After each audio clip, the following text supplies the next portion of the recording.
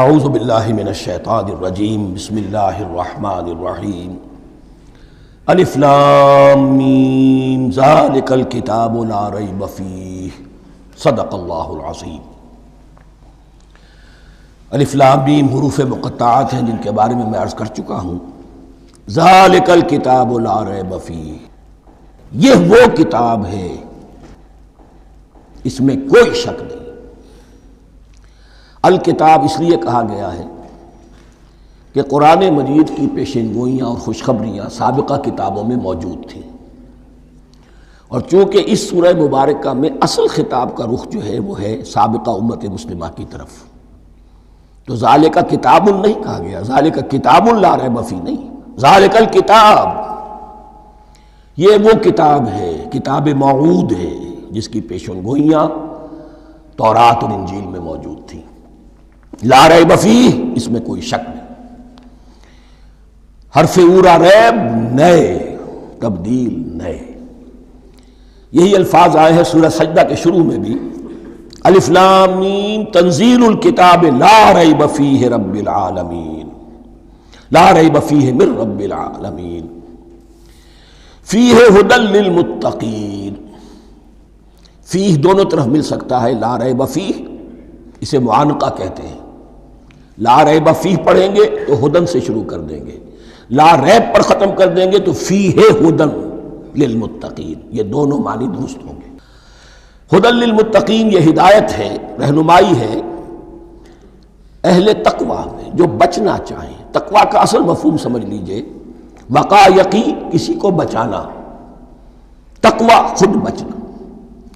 جن لوگوں کے اندر فطرت سلیمہ ہوتی ہے ان میں اخلاقی حس موجود ہوتی ہے، وہ بری چیز سے بچنا چاہتے ہیں، بھلی کو حاصل کرنا چاہتے ہیں، وہ لوگ ہیں کہ جو گویا کہ اس قرآن کا اصل مخاطب ہے، وہی اس سے استفادہ کر سکیں گے۔ الذین یؤمنون بالغیب، اب ان کے کچھ اوصاف، یہ اصل میں بہت زیادہ واضح ہوتا ہے تعویل خاص کے اعتبار سے کہ دیکھ لو درخت کو اپنے پھل سے پہچانتے ہیں، اس قرآن کے پھل موجود ہیں نا، یہ ابو بکر اور عمر اور عثمان اور علی کون ہیں؟ یہ جو مہاجرین آئے ہیں چل کر، مدینے والوں دیکھو یہ کون ہیں، ان کی شخصیتیں کیا ہیں، ان کا کردار کیا ہے، ان کے اوصاف کیا ہے، یہ کس درخت کے پھل ہیں؟ یہ اس بینہ کے پھل ہیں، یہ اس ذکرہ کے پھل ہیں۔ بینہ رسول من اللہ یتلو صحفا مطہرۃ فیہا کتب قیمہ، یہ اس شجرہ مبارکہ کے پھل ہیں، دیکھ لو ان کے کیا شب و روز ہے۔ الذین یؤمنون بالغیب، جو غیب پر ایمان رکھتے ہیں۔ تعویل عام کے اعتبار سے اس کا بہت اہم مفہوم ہوگا، جو یہ طے کر لے کہ سوائے مادے کی دنیا کے مجھے اس سے آگے جانا ہی نہیں، unless I can verify۔ آپ کو معلوم ہے کہ میٹیریل جو حقائق ہے وہ تو آپ ویریفائی کر سکتے ہیں، آنکھ سے دیکھ سکتے ہیں، کان سے سن سکتے ہیں، ویریفائڈ ہے۔ جو یہ سمجھ لے گا کہ اس کے بیونڈ کچھ نہیں ہے، اس کے لیے قرآن میں کوئی ہدایت نہیں۔ ہدایت قرآنی کا نقطہ آغاز یہ ہے کہ انسان یہ سمجھ لے کہ جو اصل حقیقت ہے وہ مستور ہے، نگاہوں سے چھپی ہوئی ہے۔ سامنے جو کچھ نظر آ رہا ہے، ایک انگلستان کے بہت بڑے فلسفی کی کتاب کا عنوان ہے appearance and reality, reality and appearance, Bradley کی کتاب۔ اپیئرنس جو کچھ نظر آ رہا ہے یہ حقیقت نہیں، حقیقت اس کے پیچھے ہے۔ اور کنفیوشس کا ایک جملہ ہے جو بہت بڑا حکیم اور فلسفی تھا، چین کا بہت بڑا حکیم اور فلسفی، اور ہو سکتا ہے کہ نبی ہو، واللہ عالم، ہم کہہ نہیں سکتے۔ اس کی تعلیم بڑی اخلاقی تعلیم ہے، اور اس کا جملہ سنیے، یہ یؤمنون بالغیب کی اس سے زیادہ صحیح تشریح ممکن نہیں۔ There are certain things, there's nothing more real than what cannot be seen, and there's nothing more certain than what cannot be heard۔ وہ حقائق جو آنکھوں سے نہیں دیکھے جا سکتے اور کانوں سے نہیں سنے جا سکتے، ان سے زیادہ یقینی اور واقعی حقائق اور کوئی نہیں۔ There is nothing more real than what cannot be seen, and there is nothing more certain than what cannot be heard۔ الذین یؤمنون بالغیب، وَيُقِيمُونَ الصَّلَاةَ، نماز قائم کرتے ہیں، وَمِمَّا رَزَقْنَاهُمْ يُنْفِقُونَ، اور جو کچھ ہم نے انہیں دیا ہے اس میں سے خرچ کرتے ہیں، خیر میں، بھلائی میں، نیکی میں، ابنائے نو کی حاجات کو رفع کرنے میں، لوگوں کی تکلیفیں دور کرنے میں، خود اللہ کے لیے، اللہ کی رضا جوئی کے لیے، اللہ کو قرض حسنہ دیتے ہوئے۔ وَالَّذِينَ يُؤْمِنُونَ بِمَا أُنزِلَ إِلَيْكَ وَمَا أُنزِلَ مِن قَبْلِكَ، اور وہ کہ جو ایمان رکھتے ہیں اس پر بھی جو آپ پر نازل کیا گیا ہے محمد صلی اللہ علیہ وسلم، اور اس پر بھی کہ جو آپ سے پہلے نازل کیا گیا۔ یہ بہت اہم الفاظ ہیں، اس لیے کہ عام طور پر آج کل ہمارے ہاں یہ خیال پھیلا ہوا ہے کہ یہ تورات اور انجیل کے پڑھنے کا کوئی فائدہ نہیں، کوئی ضرورت نہیں، کوئی ضرورت نہیں کی حد تک تو شاید بات صحیح ہو، لیکن کوئی فائدہ نہیں، یہ بالکل غلط ہے۔ یہ ابتدا ہے قرآن کی، اور کس قدر اہتمام کے ساتھ کہا جا رہا ہے، ایمان صرف قرآن پر نہیں، اس پر بھی کہ جو اس سے پہلے نازل کیا گیا۔ اور سورہ نساء کی آیت، اور سورہ نساء نازل ہوئی ہے کہیں جا کر سن 6 ہجری میں، یا ایھا الذین آمنوا آمنوا باللہ ورسولہ والکتاب الذی نزل علی رسولہ والکتاب الذی انزل من قبل۔ تو اس سے ایمان جو ہے تورات پر اور انجیل پر اور زبور پر اور صحف ابراہیم پر، اجمالی ایمان کی جو اہمیت ہے اس کو اچھی طرح سمجھ لیجیے۔ البتہ یہ ہے کہ چونکہ ہم سمجھتے ہیں اور جانتے ہیں کہ ان کتابوں میں تحریف ہو گئی ہے، لہذا ان کتابوں کی کوئی شے قرآن پر حجت نہیں ہوگی، جو چیز قرآن سے ٹکرائے گی ہم اس کو رد کر دیں گے، ان کتابوں کی کسی شے کو دلیل کے طور پر نہیں لائیں گے۔ لیکن جہاں قرآن مجید کی کسی بات کی نفی نہ ہو رہی ہو تو بہت سے حقائق ہمیں ان کتابوں ہی سے ملتے ہیں۔ انبیاء کے مابین جو زمانی ترتیب ہے، کرونالوجیکل آرڈر جو ہے، وہ تو ہمیں تورات سے ملتا ہے، قرآن میں تو نہیں۔ قرآن میں کبھی حضرت نوح کا ذکر بعد میں ہے، حضرت موسیٰ کا پہلے، وہاں تو کسی اور پہلو سے ترتیب آتی ہے، لیکن وہاں ہمیں تاریخ ملتی ہے ابراہیم کی، اسحاق کی، یعقوب کی، انبیاء بنی اسرائیل کی، موسیٰ کی، عیسیٰ کی، یہ ساری چیزیں۔ تو اس کی اہمیت جو ہے اس کو سمجھ لیجئے۔ والذین یؤمنون بما انزل الیک وما انزل من قبلک وبالآخرۃ ھم یوقنون، آخرت پر وہ یقین رکھتے ہیں۔ نوٹ کرنے والی بات کیا ہے کہ باقی سب چیزوں کے لیے لفظ ایمان آیا، آخرت کے لیے ایقان کیوں؟ واقعہ یہ ہے کہ انسان کے عمل کے اعتبار سے سب سے زیادہ مؤثر شے ایمان بالآخرہ ہے۔ ایمان بالآخرہ ہے تو عمل سیدھا رہے گا کہ ہاں مجھے جواب دہی کرنی ہے، جانا ہے، اٹھنا ہے، اللہ کے حضور حاضری ہے۔ اگر یہ یقین ہے تو عمل صحیح ہوگا۔ اس میں کمی ہو گئی تو توحید جو ہے وہ بھی بس ایک عقیدہ، ایک ڈوگما بن کے رہ جائے گی۔ ایمان بالرسالت بھی بدعات کو جنم دے گا، عید میلاد نبی منا لیجئے، اور کچھ عشقیہ اشعار کہہ دیجئے، نعتیہ اشعار کہہ دیجئے، اللہ اللہ خیر صلی اللہ، یہ ایمان بالرسالت کے مظہر ہوں گے۔ عمل انسان کا درست ہوتا ہے آخرت کے یقین کے ساتھ۔ وَبِالْآخِرَةِ هُمْ يُوقِنُونَ، آخرت پر انہی کا یقین ہے، انہی کا یقین ہے۔ یہ حصر بھی ہے اس اعتبار سے کہ یہودی میں مدعی تھے کہ ہم آخرت پر یقین رکھتے ہیں، یہاں کنٹراسٹ دکھایا جا رہا ہے، آخرت پر یقین رکھنے والے یہ لوگ ہیں، اور تعویل خاص کے اعتبار سے وہ لوگ موجود ہیں تمہاری نگاہوں کے سامنے۔ 13 برس کی محنت کی کمائی محمد الرسول اللہ صلی اللہ علیہ وسلم کی، اس کتاب کی، یتلو علیہم آیاتہ ویزکیہم ویعلمہم الکتاب والحکمہ، اس کا جو نتیجہ ہے وہ تمہارے سامنے ہے۔ اولئک علی ھدی من ربہم، یہ وہ لوگ ہیں جو اپنے رب کی طرف سے ہدایت پر ہیں۔ وہ ابتدائی ہدایت بھی ان کے پاس تھی، اور یہ تکمیلی ہدایت بھی، قرآن پر بھی ان کا یقین پورا ہے، اور محمد کا اتباع بھی وہ کر رہے ہیں۔ وَأُولَئِكَ هُمُ الْمُفْلِحُونَ، اور یہی وہ لوگ ہیں جو فلاح پانے والے ہیں۔ فلاح کا لفظ بھی قرآن مجید کی بڑی اہم اصطلاح ہے، منزل مراد کو پہنچ جانا، کسی باطنی حقیقت کا عیا ہو جانا۔ اسی لیے اس پر پھر گفتگو انشاءاللہ ہوگی سورہ مومنون کے شروع میں، لیکن یہ کہ فلاح پانے والے، کامیاب ہونے والے، اصل میں یہی لوگ ہیں۔ تو گویا کہ تعویل خاص میں صحابہ کرام کی طرف اشارہ ہو گیا، تعویل عام میں ہر شخص کو بتا دیا گیا اگر قرآن کی ہدایت سے مستفید ہونا ہے تو یہ اوصاف اپنے اندر پیدا کرو۔ اب دوسرا گروہ، ان الذین کفروا سواء علیہم انذرتہم ام لم تنذرہم لا یؤمنون، یقیناً جن لوگوں نے کفر کیا، اور یہاں مراد کیا ہے؟ جو کفر پر اڑ گئے ہیں۔ اس کو ہم تعویل عام میں نہیں لے سکتے، اس لیے کہ اگر تو ہم اس کو عام میں لے لیں گے تو اس کے معنی تو یہ ہوں گے جس شخص نے کسی وقت کفر کیا اب وہ ہدایت پر آ ہی نہیں سکتا۔ نہیں، یہ بات نہیں ہے۔ کوئی کفر میں ہے، وہ غالطے کی بنا پر ہے، عدم توجہی کی بنا پر ہے، حق اس پر واضح نہیں ہوا ہے اس لیے ہے، تو آپ اسے سمجھائیں گے، انذار و تبشیر سے اسے فائدہ ہو جائے گا، واعظ و نصیحت سے فائدہ ہو جائے گا۔ ایک وہ ہے کہ جو حق کو سمجھ کر پہچان کر اور پھر اڑ گئے، ضد کی وجہ سے، ہٹ دھرمی کی وجہ سے، تعصب کی وجہ سے، تکبر کی وجہ سے، حسد کی وجہ سے۔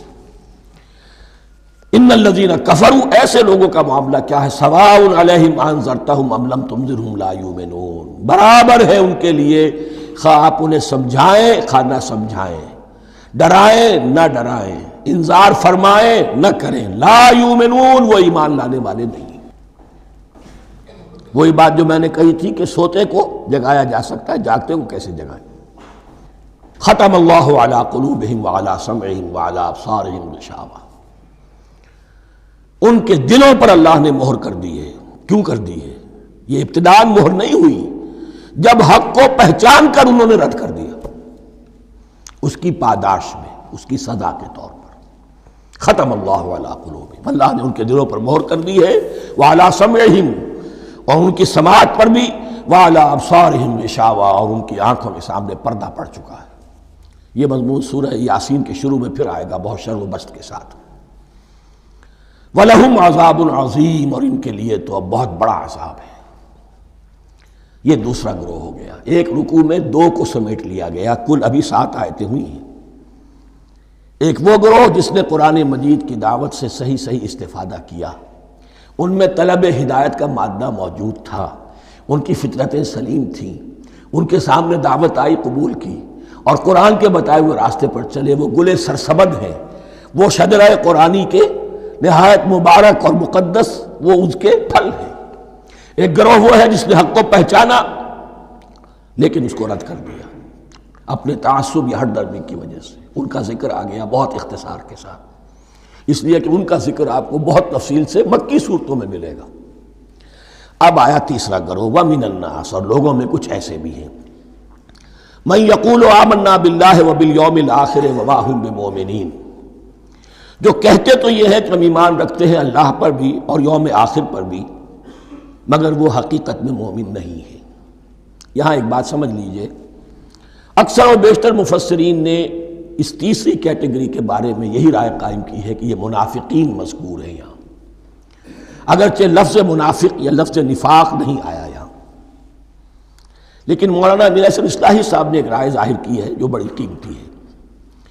وہ یہ کہ یہاں ایک کردار کا نقشہ کھینچ دیا گیا ہے، غور کرنے والے غور کر لیں، دیکھ لیں، جس پر بھی وہ چسپاں ہو جائے۔ اور بالفعل جب یہ آیات نازل ہو رہی تھیں تو دو طبقات پر یہ کردار نگاری جو ہے، یہ جو شخصیت کا ہیولہ کھینچا جا رہا ہے، وہ دو کے اوپر راست آ رہا تھا۔ ایک علماء یہود، وہ بھی کہتے تھے کہ ٹھیک ہے محمد جو کہہ رہے ہیں ہم بھی اللہ کو مانتے ہیں، آخرت کو بھی مانتے ہیں، اسی لیے یہاں رسالت کا ذکر نہیں ہے۔ بھئی ہم محمد ہی کو نہیں مانتے نا صلی اللہ علیہ وسلم، باقی اگر 1.25 لاکھ نبی آئے ہیں تو باقی 1.25 لاکھ کو تو ہم مانتے ہیں، ایک محمد کو نہیں مانا، ایک عیسیٰ کو نہیں مانا، بس تو ہمیں بھی مانا جانا چاہیے کہ ہم بھی مسلمان ہیں۔ ایک یہ ان کی رائے ہے، اور واقعہ یہ ہے کہ یہاں اس طریقے کا تذکرہ ہو رہا ہے کہ جس سے ان کا کردار بھی جھلک رہا ہے، روح سخن ان کی طرف جا رہا ہے۔ مجھے یاد ہے اپنی 10ویں جماعت کے زمانے میں دہلی میں نے دیکھا تھا کہ ناٹ سرکس، وہاں کا ایک بڑی مارکیٹ ہوتی تھی، تو جوتے کی ایک دکان پہ ایک بہت بڑا جوتا لٹکایا ہوا تھا، بہت بڑا، اور لکھا تھا free to home it fits, جس کے پاؤں میں یہ ٹھیک ٹھیک آ جائے وہ لے جائے اس کو. تو یہ free to home it fits ہے، ایک کردار ہے. اب یہ کردار جس کے اوپر بھی فٹ بیٹھ جائے، ان میں یقیناً زیادہ تو غلبہ یہی ہے جو مفسرین کی رائے ہے، منافقین کا معاملہ جو ہو رہا ہے. لیکن یہ کردار بعین نہیں فٹ بیٹھ رہا ہے یہود کے علماء پر. اور یہ بھی نوٹ کر لیجئے کہ جو مدینہ منورہ میں نفاق کا جو پودا پروان چڑھا ہے، بلکہ پودا نہیں کہنا چاہیے، جھاڑ جھکاڑ جو پروان چڑھا ہے، وہ یہودیوں کے زیر اثر. جیسے جنگل کے اندر بڑے بڑے درخت بھی ہوتے ہیں اور اندر جو ہے نیچے جھاڑیاں بھی ہوتی ہیں، تو یہ نفاق کا جھاڑ جھکاڑ جو ہے وہ یہودی علماء کا جو پودا تھا اور بہت بڑا تھا، اس میں کوئی شک نہیں، اس کے سائے میں پروان چڑھا ہے. ان دونوں میں معنوی ربط بھی ہے. وَمِنَ النَّاسِ مَن يَقُولُ آمَنَّا بِاللَّهِ وَبِالْيَوْمِ الْآخِرِ وَمَا هُم بِمُؤْمِنِينَ. اور لوگوں میں سے کچھ ایسے بھی ہیں جو کہتے تو یہ ہے کہ ہم ایمان رکھتے ہیں اللہ پر اور یوم آخر پر، لیکن وہ مومن نہیں ہیں. يُخَادِعُونَ اللَّهَ وَالَّذِينَ آمَنُوا وَمَا يَخْدَعُونَ إِلَّا أَنفُسَهُمْ. وہ دھوکہ دینے کی کوشش کر رہے ہیں اللہ کو اور اہل ایمان کو. یہ یخادعون جو ہے یہ باب مفعلہ ہے. باب مفعلہ میں کشمکش ہوتی ہے، کشاکش ہوتی ہے، لہذا ترجمہ میں نے کیا کوشش کر رہے ہیں. وما یخدعون الا انفسهم، یہ ثلاثی مجرد میں آ گیا. اور نہیں دھوکہ دے رہے مگر صرف اپنے آپ کو. یہ یقینی ہے اپنے آپ کو تو دھوکہ دے رہے ہو، لیکن یہ کہ اللہ اس کے رسول کو اور اللہ اور اہل ایمان کو دھوکہ نہیں دے سکتے. سورہ نساء کی آیت نمبر 142 میں یہ کھل کر منافقین کے بارے میں یہی الفاظ آئے ہیں. ان المنافقین یخادعون اللہ وہو خادعہم. یقیناً منافقین جو ہے وہ اللہ کو دھوکہ دینے کی کوشش کر رہے ہیں اور اللہ انہیں دھوکہ دے رہا ہے. وما یشعرون، انہیں اس کا شعور نہیں ہے. یہ بہت اچھی طرح نوٹ کر لیجئے. منافقین کی بھی اکثریت وہ تھی جنہیں اپنے نفاق کا شعور نہیں تھا. وہ اپنے تئیں سمجھتے تھے اپنے آپ کو مسلمان. وہ کہتے تھے یہ بے وقوف لوگ ہیں. محمد رسول اللہ کے بارے میں کہتے تھے یہ خام خواہ جو ہے انہوں نے لڑائی بھڑائی مول لے لی ہے اہل مکہ کے ساتھ، کیا ضرورت ہے، امن کے ساتھ جو ہے بات کرنی چاہیے. وہ سمجھتے تھے کہ ہم خیر خواہ ہیں، ہم بھلی بات کہہ رہے ہیں. یہ بے وقوف لوگ ہیں، دیکھتے نہیں کہ کس سے ٹکرا رہے ہیں، ہاتھ میں اسلحہ نہیں ہے اور لڑائی کے لیے جا رہے ہیں. تو بے وقوف تو یہ ہے. لیکن وہ سمجھتے تھے کہ ہم تو بڑے مخلص ہیں، ہم مصلح ہیں. تو ما یشعرون بہت ضروری ہے. بعض لوگ منافق ایسے بھی تھے کہ جو اسلام میں داخل ہی ہوتے تھے دھوکہ دینے کی خاطر، اور ان پہ پہلے دن سے واضح ہوتا تھا کہ ہم مسلمان نہیں ہیں، ہم نے اسلام کا لبادہ اوڑھا ہے صرف دھوکے کے لیے. اس کا ایک ذکر سورہ آل عمران میں آئے گا. لیکن اکثر و بیشتر منافقین دوسری طرح کے تھے جنہیں اپنے نفاق کا شعور حاصل نہیں تھا. فی قلوبہم مرض، ان کے دلوں میں ایک روگ ہے، بیماری ہے. یہ روگ اور بیماری کیا ہے؟ ایک لفظ میں اس کو تعبیر کیا جائے کردار کی کمزوری، ویکنس آف کیریکٹر. ایک شخص وہ ہوتا ہے کہ جو سمجھتا ہے یہ حق ہے، ہر سے بعد آباد، اب جو ہو سو ہو. ایک حق کو حق پہچان کر رد کر دیتا ہے، وہ کافر ہو گیا. ایک حق کو حق پہچان کر آیا تو صحیح، لیکن ویکنس آف کیریکٹر کی وجہ سے قوت ارادی کمزور ہے. آخرت بھی چاہتے ہیں، دنیا کو بھی ہاتھ سے دینے کو تیار نہیں. یہاں کا بھی کوئی نقصان نہ ہو اور آخرت کا بھی سارا بھلا میں مل جائے. یہ وہ لوگ ہیں در حقیقت کہ اس کو کہا روگ. فی قلوبہم مرض فزادہم اللہ مرضا. تو اللہ نے ان کے مرض میں اضافہ کر دیا. یہ اللہ کی سنت ہے. آپ حق پر چلنا چاہیں حق کا راستہ آپ کے لیے آسان کر دے گا. آپ برائی کی طرف جانا چاہیں بڑی سے بڑی برائی آپ کے لیے ہلکی ہوتی چلی جائے گی. کوئی خاص بات ہی نہیں، چلو یہ بھی کر گزرو، جب یہ کر لیا تو یہ بھی کر گزرو. اور اگر آپ بین بین لٹکنا چاہیں تو اللہ اسی پہ چھوڑ دیتا ہے. ٹھیک ہے، آپ سمجھتے ہیں ہم کامیاب ہو رہے ہیں، ہم نے مسلمانوں کو بھی دھوکہ دے لیا، وہ ہمیں مسلمان سمجھتے ہیں، اور یہودیوں کو بھی دھوکہ دے لیا، وہ سمجھتے ہیں کہ ہم ان کے ساتھی ہیں، تو سمجھا کامیاب ہو رہے ہیں. حقیقت میں کامیابی نہیں. فی قلوبہم مرض فزادہم اللہ مرضا ولہم عذاب علیم بما کانوا یکذبون. اور ان کے لیے تو دردناک عذاب ہے. عذاب عظیم کا لفظ آیا تھا اوپر کفار کے لیے. وَلَهُمْ عَذَابٌ عَظِيمٌ، 7ویں آیت ختم ہوئی، اور عذاب علیم کا لفظ آیا یہاں، ان کے لیے دردناک المناک عذاب ہے، بما کانوا یکذبون، بسبب اس جھوٹ کے جو وہ بول رہے تھے۔ وَإِذَا قِيلَ لَهُمْ لَا تُفْسِدُوا فِي الْأَرْضِ، اور جب ان سے کہا جاتا تھا مت فساد کرو زمین میں، مراد کیا ہے اس سے؟ کہ جب محمد کو مان لیا کہ اللہ کے رسول ہیں، اب ٹھیک ٹھیک پیروی کرو، ان کے پیچھے چلو، ان کا حکم ہے تو جنگ کے لیے نکلو، ان کی طرف سے تقاضا آتا ہے مال پیش کرو، اور اگر تم اس سے کتراتے ہو تو فساد مچا رہے ہیں، جماعتی زندگی کے اندر فتنہ اور فساد پیدا کر رہے ہیں۔ وَإِذَا قِيلَ لَهُمْ لَا تُفْسِدُوا فِي الْأَرْضِ قَالُوا إِنَّمَا نَحْنُ مُصْلِحُونَ، وہ کہتے تھے نہیں ہم تو صلح کرانے والے ہیں، اصلاح کرنے والے ہیں، ہم چاہتے ہیں لڑنا بھیڑنا کوئی اچھی بات نہیں ہے، ٹکراؤ تصادم یہ کوئی اچھے کام تھوڑا ہی ہے، بس ٹھنڈے ٹھنڈے دعوت دیتے رہو، جو چاہے قبول کر لے جو چاہے رد کر دے، خام خواہ یہ ٹکرانا اور یہ جنگ کرنا اور اللہ کے دین کو غالب کرنے کے لیے یہ قربانی دو اور یہ مصیبت جھیلو اور یہ مشقت برداشت کرو اور یہ چیز چھوڑو اور یہ ترک کرو، یہ کاہے کے لیے؟ وَإِذَا قِيلَ لَهُمْ لَا تُفْسِدُوا فِي الْأَرْضِ قَالُوا إِنَّمَا نَحْنُ مُصْلِحُونَ أَلَا إِنَّهُمْ هُمُ الْمُفْسِدُونَ وَلَكِنْ لَا يَشْعُرُونَ، آگاہ ہو جاؤ کہ وہی ہے مفسد، فساد پھیلانے والے، اس لیے کہ محمد رسول اللہ کی دعوت ہے زمین میں اصلاح کے لیے، اس اصلاح کے لیے کچھ آپریشن کرنا پڑے گا، مریض اس درجے کو پہنچ چکا ہے کہ آپریشن کے بغیر اس کی شفا نہیں ہوگی، اب اگر تم اس کے راستے میں رکاوٹ بنتے ہو تو در حقیقت تم فساد مچا رہے ہو لیکن تمہیں اس کا شعور نہیں ہے۔ الا انہم ہم المفسدون ولکن لا یشعرون، پھر دیکھیے نوٹ کیجئے شعور نہیں ہے، شعوری نفاق اور شے ہے، غیر شعوری نفاق ہے کہ جس کا یہ سارا تذکرہ ہو رہا ہے۔ وَإِذَا قِيلَ لَهُمْ آمِنُوا كَمَا آمَنَ النَّاسُ، اور جب ان سے کہا جاتا ہے ایمان لاؤ جیسے دوسرے لوگ ایمان لائے ہیں، آخر دیکھو دوسرے یہ اہل ایمان ہیں، جب بلاوا آتا ہے فوراً لبیک حاضر ہوتے ہیں، جو بھی ہو یہ تم جو ہے آخر تم نے اور روش اختیار کی۔ وَإِذَا قِيلَ لَهُمْ آمِنُوا كَمَا آمَنَ النَّاسُ قَالُوا أَنُؤْمِنُ كَمَا آمَنَ السُّفَهَاءُ، وہ کہتے ہیں کہ کیا ہم ایمان لائے جیسے یہ بے وقوف لوگ ایمان لائے، انہیں تو اپنے نفع کی فکر، نہ نقصان کی فکر، نہ خطرات کا کوئی خیال، نہ اندیشوں کا کوئی گمان، جان جائے مال جائے، اولاد کو چھوڑ دیں، گھر بار چھوڑ کے آ گئے ہیں، ان سے بڑے بے وقوف کون ہوں گے؟ بال بچے چھوڑ آئے ہیں کفار مکہ کے رحم و کرم پر، سرداران قریش جو چاہے ان کے ساتھ کریں، تو یہ تو بے وقوف لوگ ہیں۔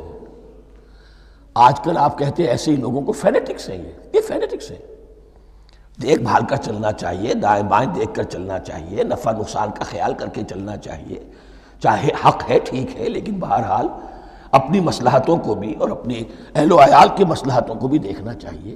یہ لوگ تو معلوم ہوتا ہے کہ بالکل دیوانے ہو گئے، فینیٹکس ہو گئے۔ وَإِذَا قِيلَ لَهُمْ آمِنُوا كَمَا آمَنَ النَّاسُ قَالُوا أَنُؤْمِنُ كَمَا آمَنَ السُّفَهَاءُ أَلَا إِنَّهُمْ هُمُ السُّفَهَاءُ وَلَكِنْ لَا يَعْلَمُونَ، آگاہ ہو جاؤ کہ وہی بے وقوف ہیں لیکن انہیں علم نہیں ہے۔ وہ صادق الایمان جو ایمان کی ہر تقاضے کو پورا کرنے کے لیے ہر وقت حاضر ہیں، ان سے بڑا عقل مند کوئی نہیں، ان سے بڑا سمجھدار کوئی نہیں، انہوں نے یہ جان لیا ہے کہ اصل زندگی آخرت کی زندگی ہے، یہ نہیں ہے، یہ تو عارضی ہے، کل نہیں آج ختم ہو جائے، آج نہیں ابھی ختم ہو جائے، کیا فرق پڑے گا؟ جانا تو ہے، اب نہیں تو کل، کل نہیں تو پرسوں، جانا تو ہے، تو عقل تو ان کے اندر ہے۔ الا انہم ہم السفہاء ولکن لا یعلمون واذا لقوا الذین آمنوا قالوا آمنا، اور جب یہ ملتے ہیں ان سے جو اہل ایمان ہیں تو کہتے ہیں ہم بھی ایمان رکھتے ہیں۔ اب یہ ان دونوں پر آئے گا، عام جو یہودی تھے وہ بھی کہتے تھے کہ ہم بھی تو آخر اللہ کو مانتے ہیں، آخرت کو مانتے ہیں، اور منافق تو تھے ہی جو رسول کو بھی مانتے تھے۔ وَإِذَا خَلَوْا إِلَىٰ شَيَاطِينِهِمْ، اور جب یہ اپنے شیطانوں کے پاس خلوت میں ہوتے ہیں، اور یہاں شیاطین سے مراد ہیں اہل کتاب یہود کے علماء، ان کے سردار، یا عبداللہ ابن ابی جو منافقین مدینہ کا سردار تھا، اگر وہ کبھی ملامت کرتا تھا، دیکھو تم تو معلوم ہوتا ہے بالکل مسلمانوں میں شامل ہی ہو گئے پوری طرح سے، تمہیں کیا ہو گیا، تم ہر بات مان رہے ہو۔ اب انہیں یہ کچھ نہ کچھ اپنی وفاداری کا یقین دلانے کے لیے کہنا پڑتا تھا، نہیں ہم انہیں بیوقوف بنا رہے ہیں، ہم ان سے ذرا تمسخر کر رہے ہیں، ہم ہیں آپ کے ساتھ ہی، آپ فکر نہ کریں۔ اسی لیے یہ دو منہ ہونا، نفق کہتے ہیں سرنگ کو جس کے دو دروازے ہوتے ہیں، باقی زیر زمین ہے۔ نافقہ گوہ کا بل ہے کہ دو دروازے رکھتا ہے، دو اس کے منہ رکھتا ہے کہ ادھر سے اگر کتا داخل ہو جائے شکار کے لیے تو ادھر سے نکل بھاگے، ادھر سے آئے تو ادھر سے نکل بھاگے۔ تو دو منہ انسان، یہ در حقیقت جس کو پھر سورہ نساء میں کہا گیا لا الہ الا ولا الہ الا، نہ ادھر کے ہیں نہ ادھر کے، مذبذبین بین ذالک، اس کے درمیان مذبذب ہو کر رہ گئے۔ یہ شیطان کا لفظ یہاں سمجھ لیجئے کہ اس کے دو رائے ہیں کہ یہ شطنہ سے بنا ہے یا شات سے بنا ہے، شین الف توئے یا شین تو نون۔ شطنہ کے معنی تباعدا، کو بہت دور ہو گیا، دور ہو گیا، شیطان سے مراد جو اللہ کی رحمت سے بہت دور ہو گیا۔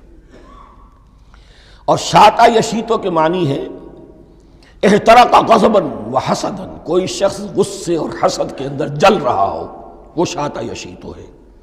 اس سے فعلان کے وزن پر، رحمان کے وزن پر، غضبان کے وزن پر شیطان، یعنی وہ کہ جو حسد اور غضب کی آگ میں جل رہا ہے۔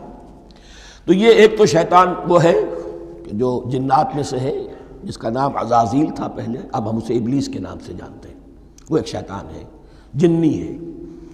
پھر یہ کہ جو بھی اس کے پیروکار ہیں دنیا میں انسانوں میں سے ہوں یا جنات میں سے ہوں، وہ بھی شیاطین ہیں۔ اسی طرح اہل کفر، اہل زیغ کے جو بڑے بڑے سردار ہوتے ہیں، ان کو بھی شیطان سے تعبیر کیا گیا۔ وَإِذَا خَلَوْا إِلَىٰ شَيَاطِينِهِمْ قَالُوا إِنَّا مَعَكُمْ، اور جب وہ خلوت میں ہوتے ہیں، علیحدگی میں ہوتے ہیں اپنے شیاطین کے پاس، سرداروں کے پاس، کہتے ہیں ہم تو آپ کے ساتھ ہیں، انما نحن مستہزئون، یہ تو ہم ان مسلمانوں کو بیوقوف بنا رہے ہیں، ان سے استہزاء کر رہے ہیں، تمسخر کر رہے ہیں۔ ہم تمسخر میں کہہ دیتے ہیں کہ ہم بھی آپ کے ساتھ ہیں، آمنا۔ اللہ یستہزئ بہم ویمدہم فی طغیانہم یعمہون، حقیقت کیا ہے کہ اللہ ان کا مذاق اڑا رہا ہے اور ان کو ڈھیل دے رہا ہے کہ وہ اپنے عقل کے اندھے پن میں بڑھتے چلے جائیں۔ اللہ تعالیٰ جیسا میں نے عرض کیا رسی دراز کرتا ہے، کوئی شخص غلط راستے پر جانا ہے تو جاؤ بھائی، فوراً تو نہیں پکڑتا، اگر فوراً پکڑ لے تو سیدھا ہو جائے گا، چلتے جائے، جہاں جانا چاہتے ہو جاؤ۔ تو ان کو بھی رسی دراز کر رہا ہے اللہ، لیکن یہ کہ اللہ یستہزئ بہم، یہ سمجھتے ہیں کہ مسلمانوں کا مذاق اڑا رہے ہیں، اصل میں مذاق ان کا اڑ رہا ہے اللہ کے نزدیک۔ وَيَمُدُّهُمْ فِي طُغْيَانِهِمْ يَعْمَهُونَ، اب یہاں ذرا نوٹ کر لیجئے، یہ دو لفظ آئیں گے، عین میم اور ہا، امہ ہے کے ساتھ، ایک ہے عین میم اور یا امج، تو عین اور میم تو مشترک ہے یا آخر میں فرق ہوگا، عین میم اور ہا ہوگا، اس کے معنی عقل کا اندھا، دل کا اندھا، آنکھیں تو ہے لیکن دل کا اندھا ہے، عقل کا اندھا ہے۔ اور عین میم یا جو آنکھوں کا اندھا ہو، عمیٌ اندھے، اعمیٰ اندھا۔ تو یہاں فرمایا انا معکم انما نحن مستہزئون، اللہ یستہزئ بہم ویمدہم فی طغیانہم یعمہون، اللہ ان کو اس جو ان کی عقل کے اندھے پن میں جو یہ بڑھتے چلے جا رہے ہیں، اللہ بھی ان کی رسی دراز کر رہا ہے تاکہ یہ جہاں تک جانا چاہتے چلے جائیں۔ اولئک الذین اشتروا الضلالۃ بالہدی، یہ وہ لوگ ہیں کہ جنہوں نے ہدایت کے عوض گمراہی خرید لی ہے۔ دیکھیے بڑا پیارا انداز ہے یہ، ایک شخص کے سامنے دونوں آپشنز تھے، ایک نے گمراہی کو چھوڑا، ہدایت لے لی، چاہے قیمت دینی پڑی، تکلیفیں اٹھانی پڑی، آزمائشوں میں سے گزرنا پڑا، قربانیاں دینی پڑی، ہدایت لی۔ اور ایک شخص نے ہدایت دے کر گمراہی لے لی ہے۔ آسانی تو ہو گئی، فوری تکلیف سے تو بچ گئے، لا الہ الا ولا الہ الا، دونوں طرف سے اپنے آپ کو بچا لیا، لیکن حقیقت میں سب سے زیادہ گھاٹے کا سودا یہی ہے۔ اولئک الذین اشتروا الضلالۃ بالہدی، ہدایت دے کر اور ضلالت خرید لی ہے، فما ربحت تجارتہم، تو ان کی تجارت ان کے حق میں ہرگز مفید نہیں ہوئی۔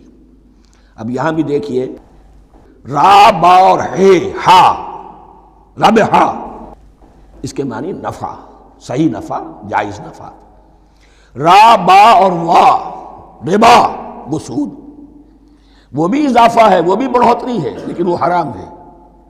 ایک ہے تجارت کے اندر جو نفع ہو جائے وہ ربح ہے، را با اور ہا یہ نفع ہے جو جائز نفع ہے۔ را با اور وا ربا یہ کیا ہے؟ یہ سود ہے، یہ حرام ہے۔ را اور با مشترک ہے، آگے ہا آگے اور با اس کا فرق ہے۔ فما ربحت تجارتهم وما كانوا مهتدين، ان کی تجارت ان کے حق میں ہرگز مفید نہیں ہوئی اور نہیں ہے اب یہ ہدایت پانے والے۔ مثلہم، اب یہاں دو تمثیلیں آ رہی ہیں بڑی پیاری۔ پہلی تمثیل ہے کفار کے بارے میں، دوسری تمثیل ہے یہ بین والے لوگوں کے بارے میں۔ پہلوں کے لیے کیا تمثیل ہے؟ مثلہم کمثل الذی استوقد نارا، ان کی مثال اس شخص کی سی ہے جس نے آگ روشن کی۔ ایک نقشہ کھینچا جا رہا ہے، اندھیری شب ہے جدا اپنے قافلے سے ہے تو، تیرے لیے ہے میرا شعلہ نوا قندیل۔ اندھیری شب ہے، قافلہ بھٹک رہا ہے، کچھ لوگ بڑی ہمت کرتے ہیں، اندھیرے میں بھی ادھر ادھر سے لکڑیاں جمع کرتے ہیں اور آگ روشن کر دیتے ہیں، لیکن عین اس وقت جب آگ روشن ہوتی ہے کچھ لوگوں کی بینائی سلب ہو جاتی ہے۔ پہلے وہ اندھیرے میں اس لیے تھے کہ روشنی نہیں تھی، اب وہ اندھیرے کے اندھیرے میں رہ گئے کہ روشنی تو خارج میں آ گئی، اپنی اندر کی روشنی گل ہو گئی، بصارت سلب ہو گئی۔ یہ مثال ہے ان کفار کی کہ حضور کی آمد سے پہلے سب بھٹک رہے تھے، کوئی حقیقت واضح نہیں تھی، قافلہ انسانیت بھٹک رہا تھا اندھیری شب میں۔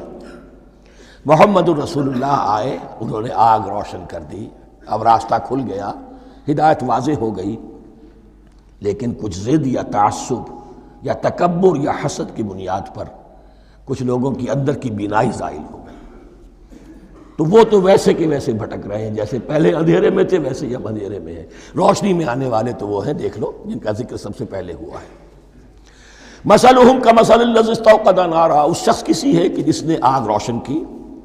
فلما اضاءت ما حولہ، جب اس آگ نے اپنے ماحول کو گردا گرد کو روشن کر دیا، ذہب اللہ بنورہم، اللہ ان کی نور بصارت کو لے گیا، سلب کر لیا اللہ نے۔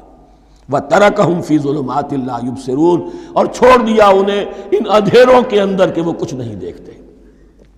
صم بکم عمی فہم لا یرجعون، اسم کہتے ہیں بہرے کو، سم جمع ہے اس کی، سمن۔ اب کمو کہتے ہیں گونگے کو، بکمن اس کی جمع ہے۔ آما کہتے ہیں اندھے کو، عمیون اس کی جمع ہے۔ یہ بہرے ہیں، گونگے ہیں، اندھے ہیں، فہم لا یرجعون، اب یہ لوٹنے والے نہیں۔ یہ کون ہے؟ ابو جہل ہے، ابو لہب ہے، ولید بن مغیرہ ہے، عقبہ ابن ابی معیط ہے، یہ سب کے سب ابھی زندہ ہیں جب یہ آیات نازل ہو رہی ہیں۔ ابھی تو غزوہ بدر ہوگا سن 2 ہجری میں، اور اس میں یہ سب جو ہیں واصل جہنم ہوں گے، ابھی تک تو ہے نا۔ یہ لوگ ہو گئے اس کی مثال۔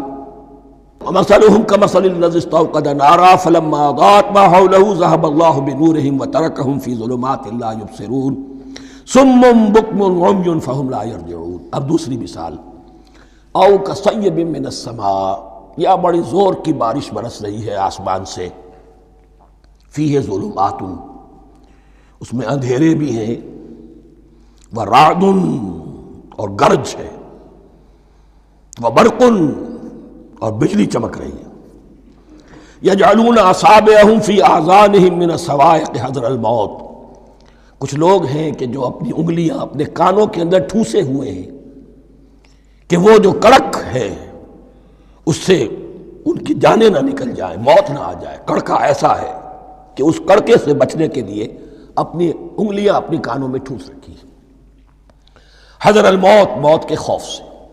واللہ محیط بالکافرین، اللہ ایسے کافروں کا احاطہ کیے ہوئے ہے، بچ کر کہاں جائیں گے۔ یکاد البرق یخطف ابصارہم، قریب ہے کہ بجلی ان کی نگاہوں کو لے جائے، ان کی بینائی کو سلب کر لے۔ کلما اضاء لہم، لیکن ہوتا کیا ہے، جب ذرا روشنی ہوئی تو چل لیے، مشوا فیہ، بجلی چمکی، کچھ نظر آ گیا دائیں بائیں تو کچھ تھوڑا سا چل لیے۔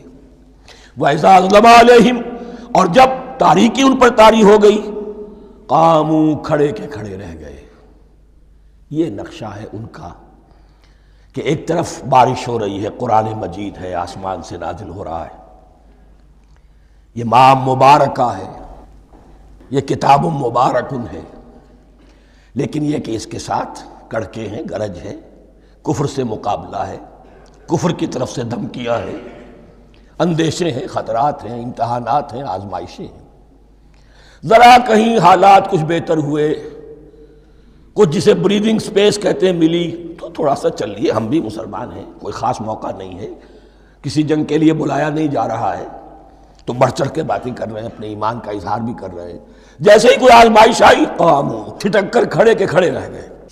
وَلَوْ شَاءَ اللَّهُ لَذَهَبَ بِسَمْعِهِمْ وَأَبْصَارِهِمْ، اللہ چاہتا تو ان کی سماعت اور بصارت کو بھی سلب کر لیتا، لیکن اللہ کا قانون یہی ہے، جو جہاں رہنا چاہے اس نے آزادی ارادہ دی ہے انسان کو۔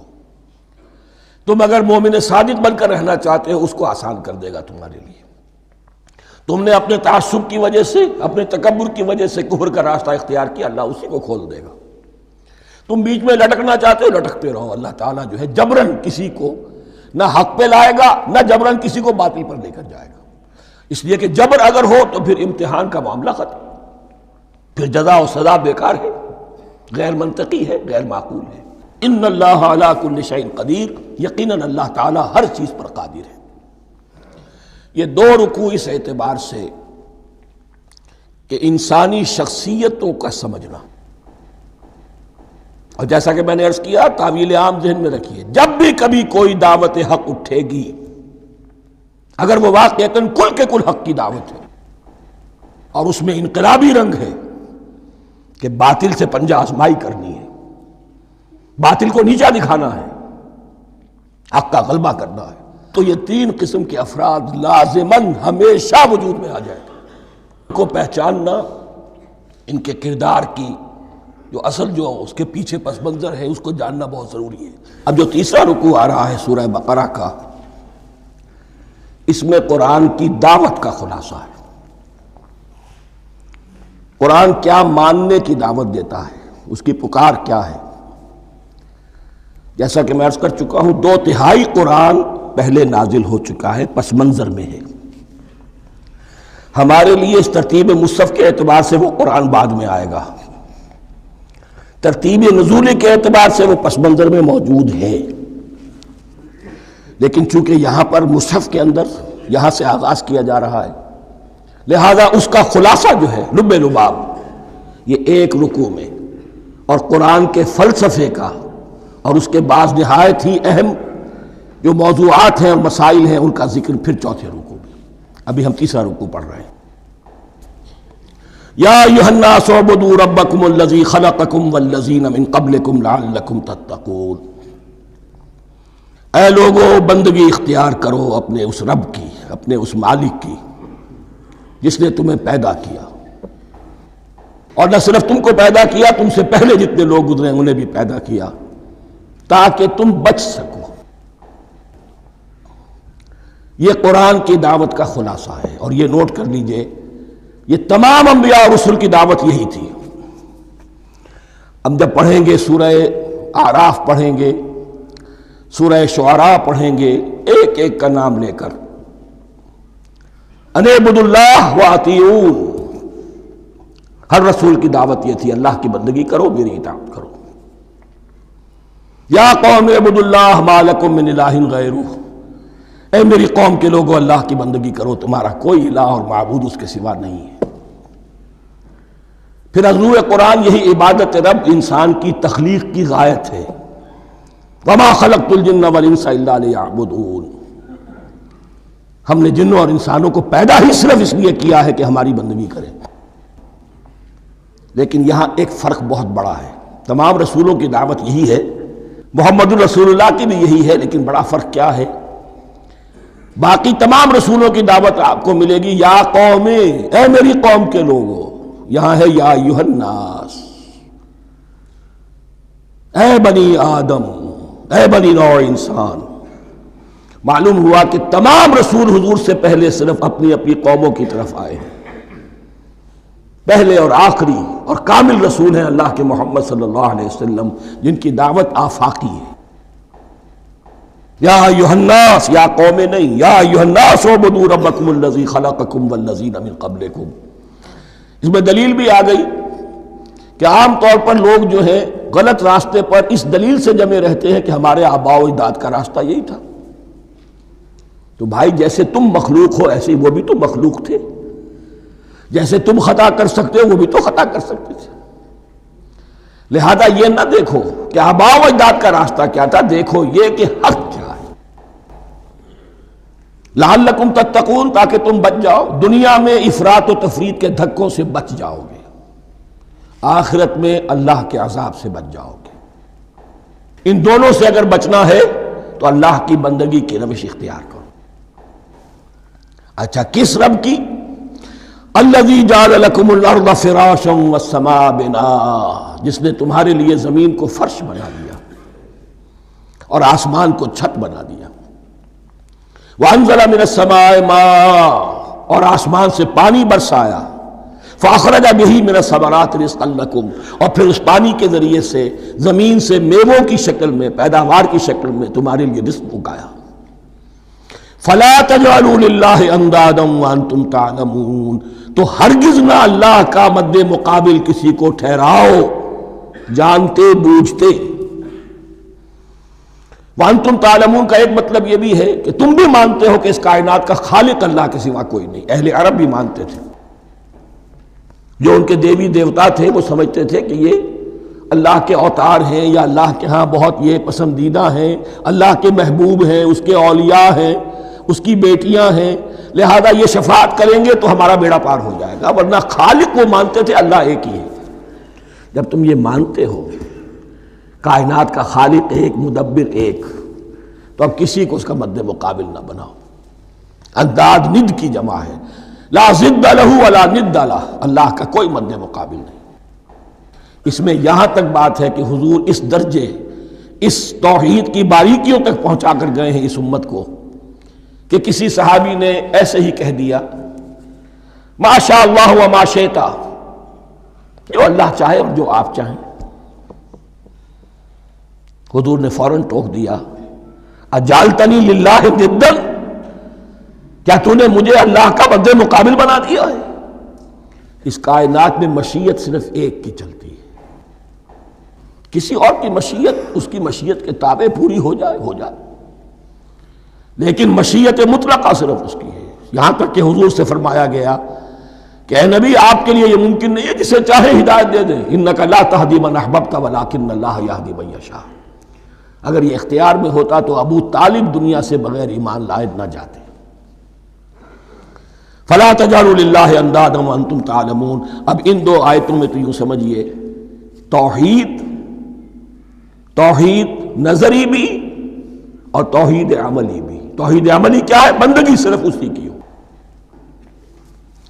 اب آیا ہے رسالت کا معاملہ.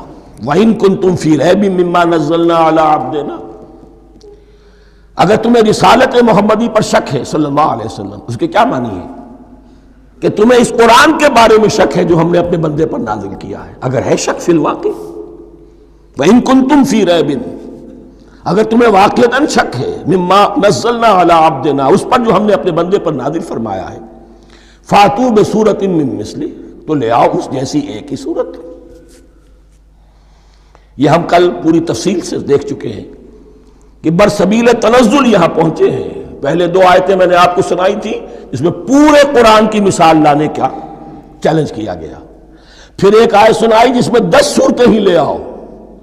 اب آخری درجے میں ایک صورت ہی بنا لا، اور ایک صورت تو سورۃ العصر کے مساوی بھی ہو سکتی تھی، سورۃ الکوثر کے مساوی بھی ہو سکتی تھی. وَادْعُوا شُهَدَاءَكُم مِّن دُونِ اللَّهِ إِن كُنتُمْ صَادِقِينَ، اور بلا لو اپنے سارے مددگاروں کو اللہ کے سوا، جن ہوں انس ہوں. اس لیے کہ قریش کا خیال یہ تھا کہ جو شعراء ہوتے ہیں ان کے پاس جن ہوتے ہیں، وہ جن انہیں سکھاتے ہیں، ورنہ عام آدمی تو یہ شعر نہیں کہہ سکتا. تو تمہارا اگر کوئی گمان ہے کوئی جنات سکھانے والے ہیں، کوئی انسان ہے، خطیب ہیں، شعراء ہیں، ادیب، سب کو جمع کر ان کنتم صادقین. اب یہ ہے بہت ہی، جس کو میں نے کل کہا تھا، آپ کو یاد ہوگا، قرآن کا انداز کیا ہوتا ہے کہ وہ اپنے اندر جھانکنے کی دعوت دیتا ہے. یہ گویا کہ آنکھوں میں آنکھیں ڈال کر یہ کہا جا رہا ہے کہ حقیقت میں تمہیں کوئی شک نہیں ہے، یہ تم بات بنا رہے ہو صرف. اگر واقعتاً شک ہے تو آؤ میدان میں. حقیقت یہ ہے کہ تمہیں شک نہیں ہے. اگر تم سچے ہو فاتو بصورت من مثلہ، تو اس جیسی ایک ہی صورت بنا لاؤ. فإن لم تفعلوا، اب ذرا انداز دیکھیے تحدی کا اور چیلنج کا. پھر اگر تم یہ نہ کر پاؤ، وَلَن تَفْعَلُوا، اور ہرگز نہیں کر سکو گے. یہ چیلنج کون دے سکتا ہے؟ اللہ کے سوا کوئی نہیں دے سکتا. یہ انداز کسی کتاب کا نہیں ہے. ذَلِكَ الْكِتَابُ لَا رَيْبَ فِيهِ، یہ کسی کا نہیں ہے. فَإِن لَمْ تَفْعَلُوا وَلَن تَفْعَلُوا، پھر اگر تم نہ کر پاؤ اور تم ہرگز نہیں کر پاؤ گے، فَاتَّقُوا النَّارَ الَّتِي وَقُودُهَا النَّاسُ وَالْحِجَارَةُ، تو ڈرو اس آگ سے جس کا ایندھن بنیں گے انسان اور پتھر. اعدت للکافرین، کافروں کے لیے تیار کر لی گئی ہے، بھڑکا دی گئی ہے. پتھروں کا ذکر خاص طور پر کیوں ہے؟ دو اس کے امکانات ہیں. آپ کو معلوم ہے کہ وہ جو پتھر کا کوئلہ ہوتا ہے اس کی آگ بڑی سخت ہوتی تھی، عام جو ہمارا یہ لکڑی کا کوئلہ ہوتا ہے اس کے مقابلے میں.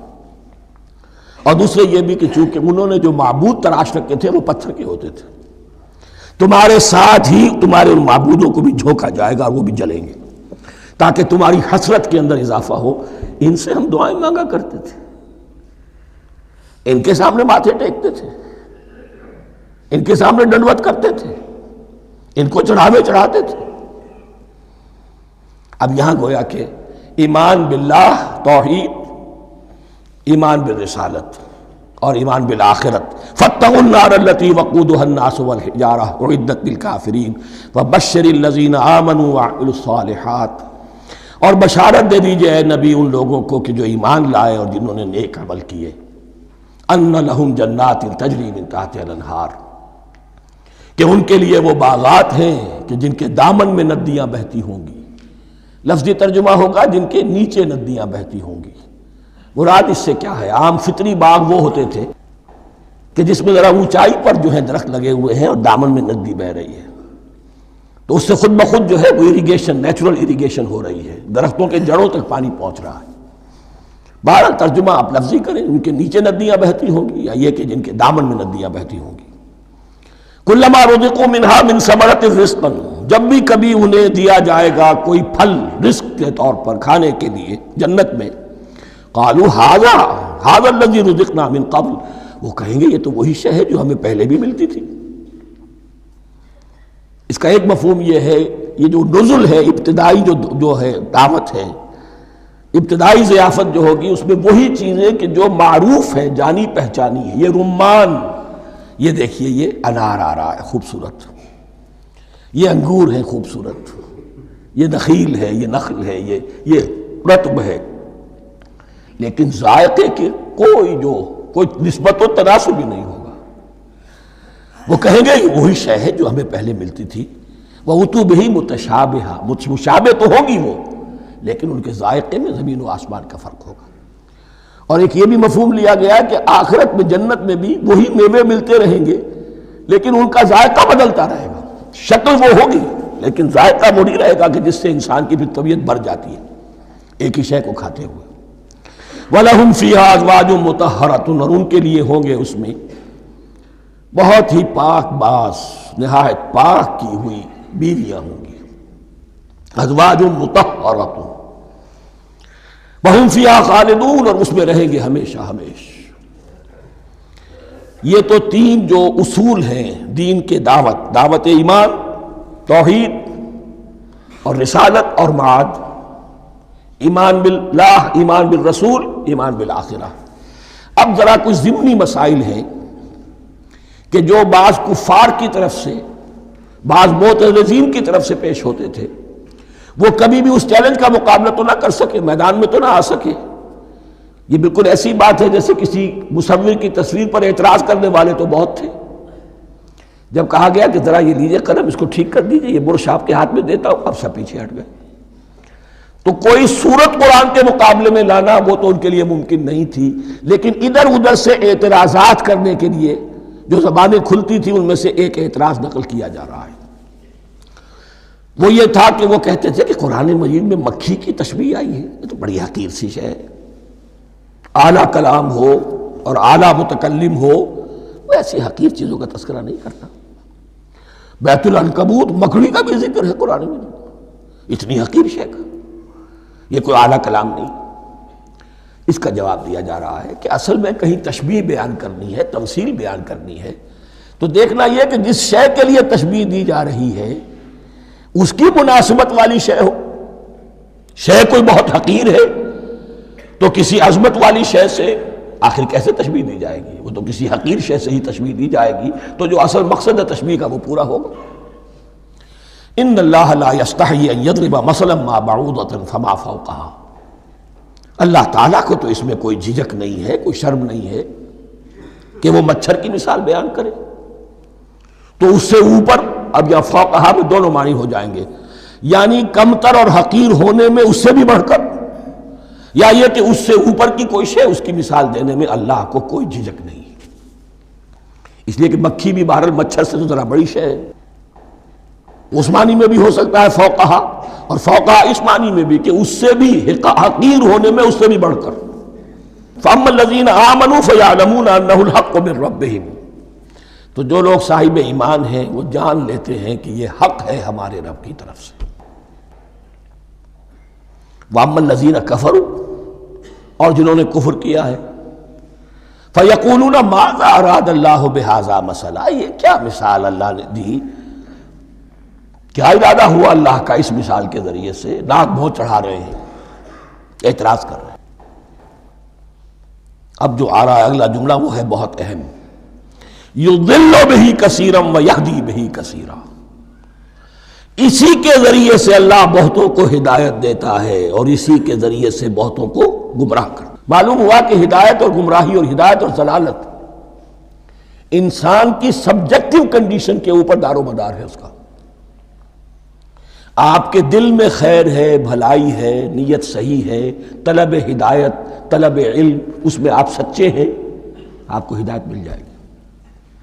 دل میں زیغ ہے، کجی ہے، نیت میں ٹیڑھ ہے، فساد ہے، تو اسی کے ذریعے سے اللہ آپ کی گمراہی میں اضافہ کر دے گا۔ یضل بہ کثیرا ویہدی بہ کثیرا، لیکن اللہ کا یہ کسی کو ہدایت دینا اور کسی کو ضلالت دینا علل ٹپ نہیں ہے، کسی قاعدے اور قانون کے بغیر نہیں ہے۔ وما یضل بہ الا الفاسقین، نہیں گمراہ کرتا وہ اس کے ذریعے سے مگر صرف سرکش لوگوں کو، جن میں سرکشی ہے، تعلی ہے، تکبر ہے، اور ان کے اوصاف کیا ہے؟ الذین ینقضون عہد اللہ من بعد میثاقہ، جو توڑ دیتے ہیں اللہ کے ساتھ کیے ہوئے عہد کو، اور سب سے بڑا عہد یہ سورہ اعراف میں چل کر آئے گا، عہد الست۔ عالم ارواح میں ہم عہد الست کر کے آئے، الست بربکم قالوا بلا، کیا میں ہی نہیں ہوں تمہارا رب؟ تمام ارواح نے، میں بھی تھا، آپ بھی تھے، سب تھے، کل انسان، جتنے انسان دنیا میں آج تک آ چکے ہیں وہ بھی تھے، اور جو آنے ہیں ابھی قیامت تک وہ بھی تھے، لیکن تھے صرف ارواح کی شکل میں، جسم نہیں تھے۔ اور یہ میں آپ کو بتا چکا ہوں، مکمل وجود ہے انسان کا روحانی وجود، اولاً تخلیق اس کی ہوئی تھی، اسی سے آگے چل کر ایک بہت فلسفے کا بہت گہرا مضمون آ رہا ہے آگے چل کر۔ وہ جو عہد الست الست بربکم قالوا بلا، انہوں نے اس عہد کو توڑا، اللہ کو اپنا مالک اور خالق اور اپنا حاکم جاننے کی بجائے خود حاکم بن کر بیٹھ گئے۔ الیس لی ملک مصر، کیا مصر کی بادشاہی میری نہیں ہے؟ I am the sovereign, we are sovereign, popular sovereignty, بغاوت، سرکشی، فاسق۔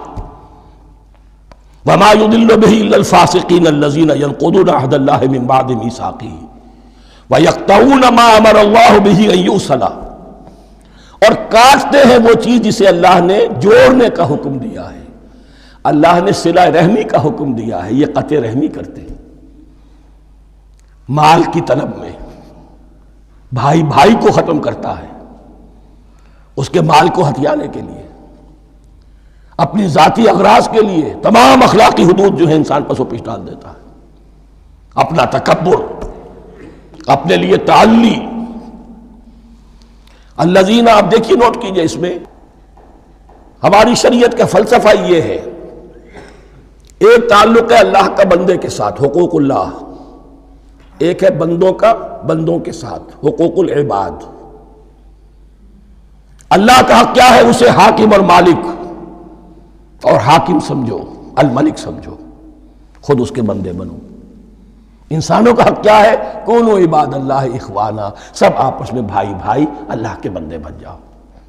اور اس میں سب سے اہم ترین رحمی رشتہ ہے، سگے بھائی بہنیں، پھر دادی کے اوپر جا کر وہ کزنز آ جائیں گے، پر دادی پر جا کر اور جمع ہو جائیں گے، یہاں تک کہ آدم و حوا پر تمام انسان جمع ہو جائیں گے۔ تو رحمی رشتے کی بڑی اہمیت ہے۔ تو وہ فاسقین کے جو توڑتے ہیں اللہ کے عہد کو، اس کو مضبوطی سے باندھنے کے بعد، وَيَقْطَعُونَ مَا أَمَرَ اللَّهُ بِهِ أَن يُوصَلَ وَيُفْسِدُونَ فِي الْأَرْضِ، انہی دونوں چیزوں کے نتیجے میں زمین میں فساد پیدا ہوتا ہے، یا اللہ کی اطاعت سے باغی ہو گئے اور یا آپس میں ایک دوسرے کی گردنیں کاٹنے لگے۔ اولئک ھم الخاسرون، یہی لوگ ہیں جو بالآخر خسارے میں، آخری اور دائمی خسارے میں رہنے والے ہیں۔ کیف تکفرون باللہ وکنتم امواتا، تم کیسے کفر کرتے ہو اللہ کا؟ بڑا پیارا انداز ہے۔ وکنتم امواتا، تم مردہ تھے، فاحیاکم، تمہیں زندہ کیا، ثم یمیتکم، پھر تمہیں مارے گا، ثم یحییکم، پھر جلائے گا، ثم الیہ ترجعون، پھر تم اس کی طرف لوٹ جاؤ گے، لوٹا دیے جاؤ گے۔ یہاں وہ بات آ گئی جو آج نگاہوں سے بالکل اوجھل ہو چکی ہے۔ یہ ہم دنیا میں آنے سے پہلے مردہ تھے، کیا مانی؟ یہ مضمون آ کر اصل میں سورہ غافر یا سورہ مومن میں چل کر اس کی پوری وضاحت ہوگی، لیکن چونکہ یہاں تذکرہ ہو چکا ہے عہد الست کا، ہماری پہلی تخلیق ہوئی عالم ارواح میں، ارواح کی صورت میں، پھر ہمیں سلا دیا گیا، وہ ہماری پہلی موت تھی۔ مردہ جو ہے معدوم نہیں ہوتا، مردہ ہوتا ہے، بے جان ہوتا ہے، سویا ہوا ہوتا ہے، اور موت کو اور نیند کو تشبیہ دی گئی ہے۔ پھر ہمیں اس جسد کے ساتھ یہاں زندہ کیا گیا، پھر موت طاری ہوگی، پھر ہمیں زندہ کیا جائے گا۔ یہ آیت جیسا کہ میں نے عرض کیا بہت بڑی اور بڑی گہری حکمت اور فلسفہ قرآن کی آیت ہے۔ کیسے اللہ کا انکار کرتے؟ کنتم اموات، تم مردہ تھے، سوئی ہوئی ارواح کی شکل میں تھے، فاحیاکم، تمہیں جگایا اس جسد کے ساتھ، زندہ کیا، ثم یمیتکم ثم یحییکم، پھر تمہیں مارے گا، پھر جلائے گا، ثم الیہ ترجعون، پھر تم اس کی طرف لوٹا دیے جاؤ گے۔ اور اب اس کے بعد جو آخری آیت ہے، هو الذی خلق لکم ما فی الارض جمیعا، اس نے تمہارے لیے بنایا ہے جو کچھ بھی زمین میں ہے۔ اس میں خلافت کا مضمون آ گیا۔ حدیث میں آتا ہے انما الدنیا خلقت لکم وانتم خلقتم للآخرہ، یہ دنیا تمہارے لیے بنائی گئی ہے، تم آخرت کے لیے بنائے گئے ہو۔ هو الذی خلق لکم ما فی الارض جمیعا، اس لیے کہ اگلی آیت پھر آ رہی ہے خلافت کی آیت، سارا کچھ زمین میں یہ بستر جو بچھایا اور یہ کائنات کو، زمین کو سجایا تمہاری خلافت کے لیے۔ ثم استوى الى السماء فسواهن سبع سماوات، پھر وہ متوجہ ہوا آسمانوں کی طرف اور انہیں 7 آسمانوں کی شکل میں بنا دیا۔ جیسا کہ میں کل عرض کر چکا ہوں، یہ تاحال ابھی یہ آیات متشابہات میں سے ہے، 7 آسمانوں کی کیا حقیقت ہے ہم اس سے ابھی پورے طور سے واقف نہیں۔ وَهُوَ بِكُلِّ شَيْءٍ عَلِيمٌ، اور اسے ہر شے کا علم حقیقی حاصل ہے۔ بارک اللہ لی ولکم فی القرآن العظیم ونفعنی وإیاکم بالآیات والذکر